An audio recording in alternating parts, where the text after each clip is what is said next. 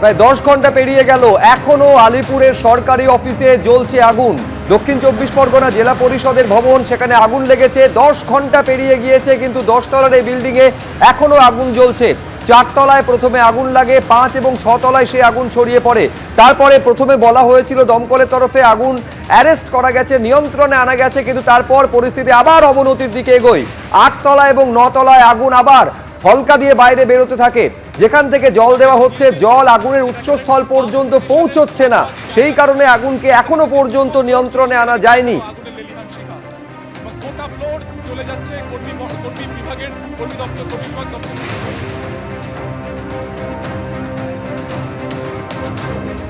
আমি এই মুহূর্তে ছবিটা জানবো, সরাসরি কথা বলবো। হিন্দল দে আমাদের প্রতিনিধি রয়েছেন। হিন্দল, কি পরিস্থিতি এখনো পর্যন্ত? 10 ঘন্টা পেরিয়ে গেল, আগুনকে কেন নিয়ন্ত্রণে আনা যাচ্ছে না? একেবারে শুভ্রজিৎ, তোমাকে বলে রাখি, এই যে আগুন নিয়ন্ত্রণে না আনার কারণ যেটা, যে ওপরের তলায় কিন্তু ওঠাটা প্রচুর কষ্টসাধ্য হচ্ছিল দমকলের পক্ষে। তোমাকে দেখাবো, ক্যামেরা পার্সন সন্দীপন গুপ্তকে বলবো ছবিটা ক্লোজ করে দেখাতে।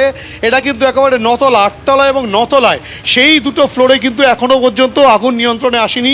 সেখানে এখনও পর্যন্ত কিন্তু দাউ দাউ করে আগুন জ্বলছে। এবং সবচেয়ে বড় বিষয়, এই যে দক্ষিণ 24 পরগনা জেলা পরিষদের যে এই অফিসের 9 তলায় কিন্তু প্রচুর ইভিএম মেশিন ছিল।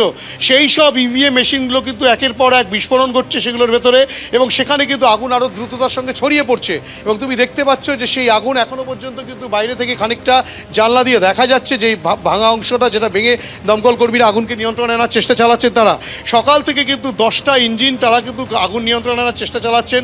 দমকলের আধিকারিকরা তারা পর্যন্ত এখনও পর্যন্ত রয়েছেন, দমকল কর্মীরাও রয়েছেন। মূলত যেটা দমকলের থেকে জানা যাচ্ছে 4 তলা, 8 তলা এবং 9 তলা এই 3টে ফ্লোরে আগুন লেগেছে। তার মধ্যে 8 তলা এবং 9 তলায় এখনও পর্যন্ত আগুন রয়েছে। ধন্যবাদ হিন্দল।